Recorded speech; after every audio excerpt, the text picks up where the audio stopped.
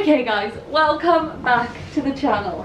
Myself and Millie are going to talk to you today about the first element of the balance code, and that is personal development. So this is the first of the three core areas that make up this triangle of the balance code. And the reason why personal development comes first is because until you start to develop yourself, you're not going to be able to unlock a new way of thinking and a new way of being to actually then do the other elements that are important. So personal development is always going to be the first thing that we focus on. Now, there's three kind of pillars that sit under each of these different areas that make up the triangle, and then each of those pillars has got three topics within it. So we've got 9 topics in total. And I'm not going to go into each topic in massive detail in this video. We'll do that in later videos in the new year. But I just wanted to give you an overview of personal development and then talk to you about how you get results in this area and why people fail to get results in this area. Because I think those are the two key things that you need to know. So let's talk about the core of what personal development is all about. So there is this idea when I talk about personal development, which is about building that relationship and that understanding with yourself, so who you are, your true identity, with your self-care routine, so how well you actually look after yourself, and then that both of those feed into this idea of having good boundaries. If you're watching this and you have no boundaries at the moment, let's talk about that. We need to fix that first. But what we're going to look at is each of these key areas. So the first one is what I like to call duality. So this is about who you are now in the present moment with all of your traumas, all of your baggage, all of your past, and then who you are growing into as the most perfect version of yourself. And you are already that person.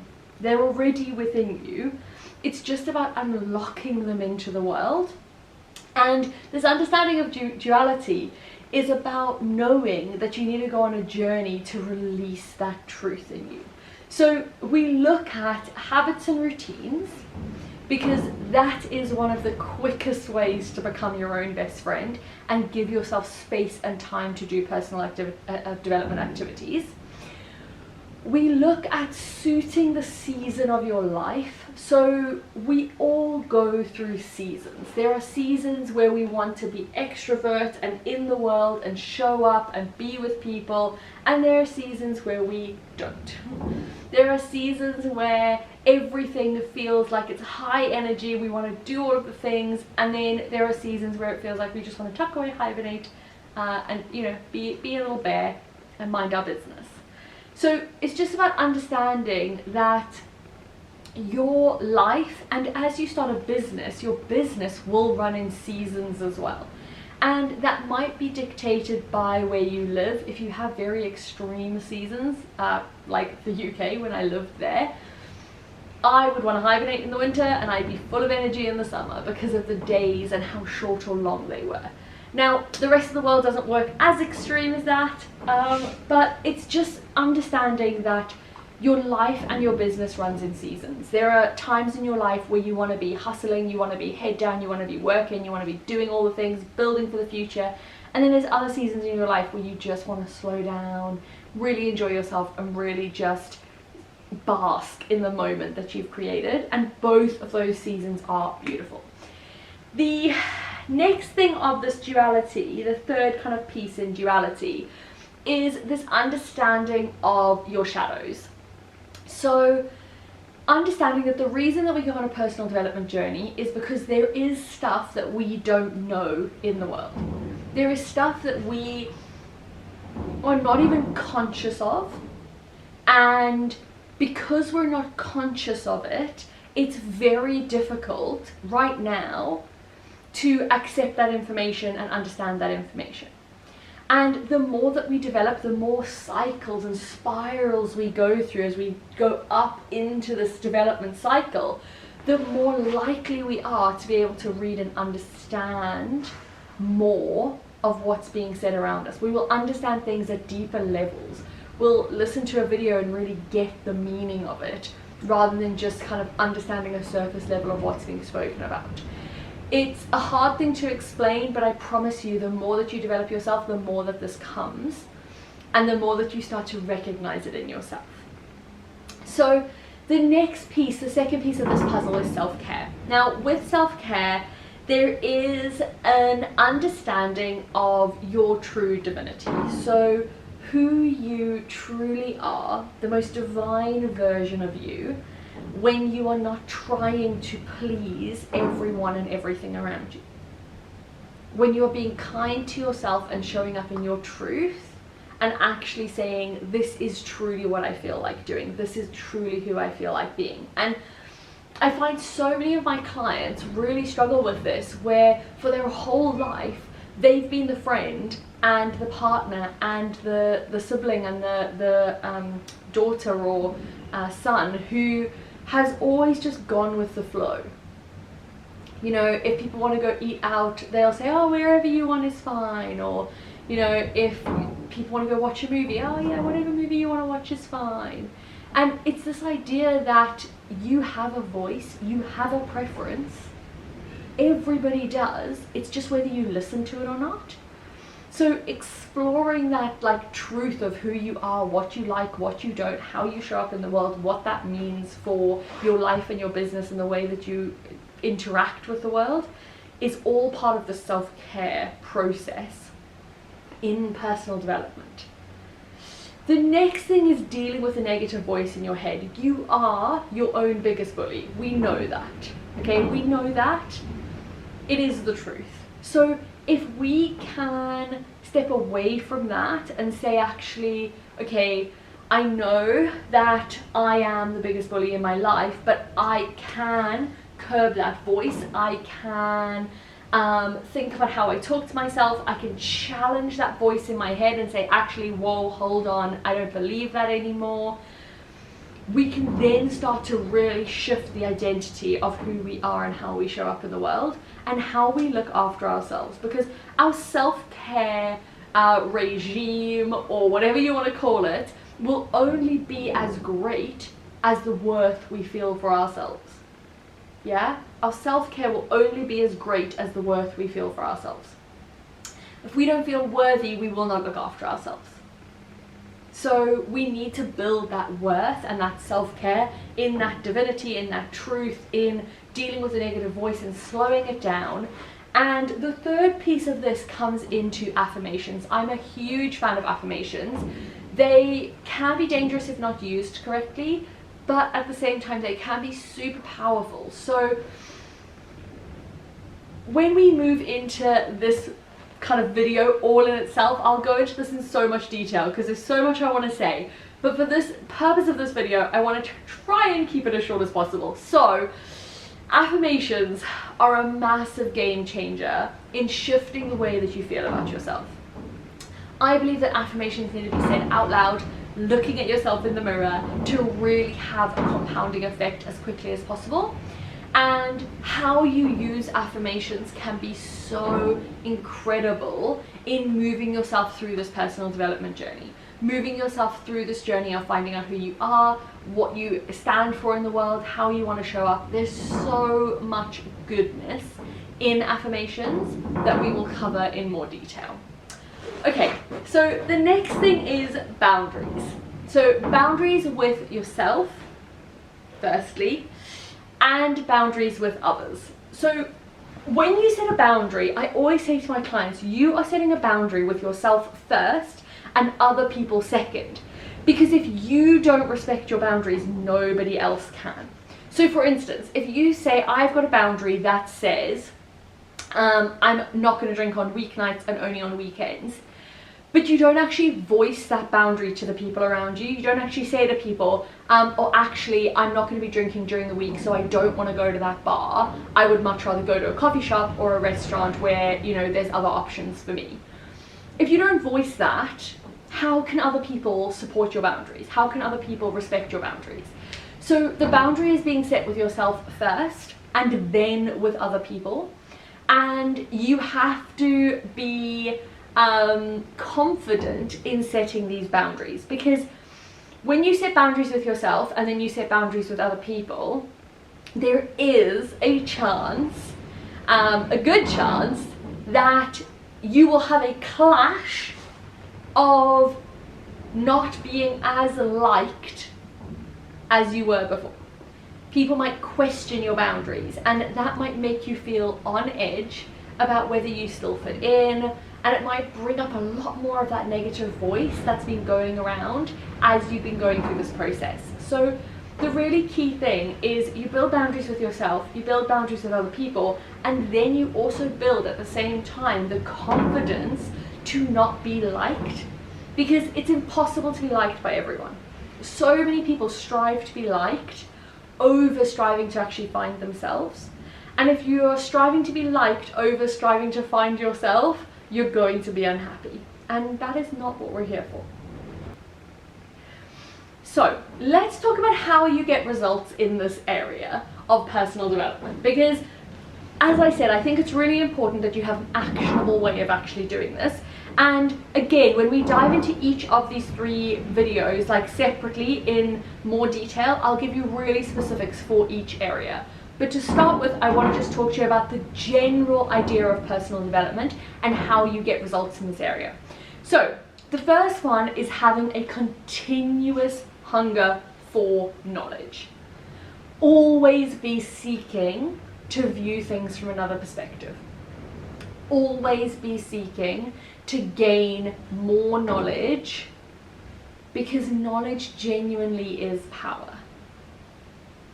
If you know something about a situation, something about an idea, something about a service, something about a product, something about the topic that you are exploring, you become so much more powerful in having conversations and talking about that particular area. And the really key thing is that if you use this in a specifically like linked to self idea, the more that you read and the more that you learn and study, the easier it becomes to actually hear the voice inside your head. So you might be reading something, and as you're reading it, the voice inside your head is saying, that's not possible for us, we could never have that, you know, people like us don't ever get that. And then you can actually stop and say, wow, amazing, this is something that I have a problem with, and this is something that I can start to use my affirmations to shift. Like, isn't that incredible? That just by going out and reading, you can have such a big impact. And if you go through, like say for instance, you decided to read 10 pages of a personal development book every single morning as part of your morning routine, you would get to the point where by the end of the year, you would probably been able to read about 9 to 10 personal development books. That's more than most people read in a whole year. Actually more than some people read in their whole lifetime. Think about how much more you will develop as an individual if you give yourself that time to learn. And that doesn't necessarily have to be books, like full books. It could be logging onto journals or websites or listening to podcasts or, you know, absorbing information in any way that feels good for you. The next thing on the list is to become your own best friend. So one of the really big things that I absolutely love to do is to write. So writing is such a good way to tap in to yourself, tap into what is going on in your subconscious, and really understand where your thoughts are leading you, where you're getting stuck, how your feelings are affecting you. And this idea of being able to write or journal or, you know, write down a question that you want to just ponder and answer and keep in your mind is so powerful in actually getting to know yourself and becoming your own best friend. So I absolutely love the process, again, in my morning routine of giving myself time to journal, time to lay out how I'm feeling, what is going on in my world at the moment, what is the struggle, you know, what are my wins, And I just give myself the space to actually motion through that. Like, how am I feeling? What am I feeling? Is it a genuine like feeling or fear, or actually something that is happening, or is it something that my mind is making up to make me stay small and stay in the place I am? Like, there's so many questions you can ask yourself, and going through that process of actually being able to write it all down is so powerful to then be able to move forward and do something with that information. The third thing in this area of how do we actually get results here is around listening. So listening to yourself and your gut, because your gut always knows what is going on. Your gut is able to sense what is happening around you. It picks up on the subtleties of how other people are behaving, of the information that you're receiving. It picks up on all of these tiny little things. And so many times people will say to me, in hindsight, I knew it didn't feel right and I pushed through anyway. And actually, this idea of personal development is really getting in tune with your gut, really understanding that you need to listen to yourself more frequently. Because, as I said already, you hold all of the answers within you already. You are your most precious and wonderful guide, and you have all of the answers. So, with this in mind, doing things like meditation and chanting and just like quiet reflective time are all amazing ways to ask your gut what it should be doing, what the next step is, how it should be proceeding, because you know the answer, and that is such an important part of personal development. So the final things that I want to look at are the 3 biggest mistakes that people make in this area. So the first mistake, and I'm not going to jump into these in too much detail, but I think it's important that we touch on them now and we get into them in more detail in the next couple of videos. So the first one is not making enough time to do personal development. Personal development doesn't just like happen by the by. You actually have to actively seek out to develop, which means you have to set aside time. I do it in my morning routine. I have time scheduled into my working days. You have to schedule out time for this, otherwise it's not gonna happen. The second thing is trying to learn in a way that doesn't suit you. So if you're not a big reader, listen to audiobooks or listen to a podcast or get into a mastermind and discuss these big journal topics. Like, if you're not a big reader, don't try and force yourself into that way of doing things. I've got a client that literally does not read personal development books. She refuses, point blank. If she reads, it is fiction. However, she knows that this is a blind spot for her, so she hires somebody like me who reads literally all the time, and we have these big conversations about like what life should be like and what does happiness mean, and you know, just like these huge questions that she wouldn't ponder by herself, but we can do that together, and that's why she hires me. So just thinking about like, what is the best way for you to learn and develop and grow, and then doing more of that in a way that suits you. And then the final one is people trying to rush to get to know themselves. So I will have clients say to me like, my gut's not talking to me. I've like tried to sit in silence for half an hour and make it talk and it's not working. Of course not. Getting to know yourself needs to be a soft process. It needs to be an easy breezy, like feel good process where you are moving through the world as this new version of yourself. It can't be a forced thing. Personal development, personal growth, like none of these things can be forced. And as we start to look at each of these areas in more detail in the new year, I'm going to talk to you about how you move with the energy rather than try and force your way through this learning. So if you've absolutely loved the content, please hit like, please hit subscribe. And if you want to know more about how we can work together, book yourself a 20-minute discovery call and we can talk about any of these topics, and I'm sure I can set you in the direction that is best suited for you. So I cannot wait to see you next week, where we will be covering soul growth.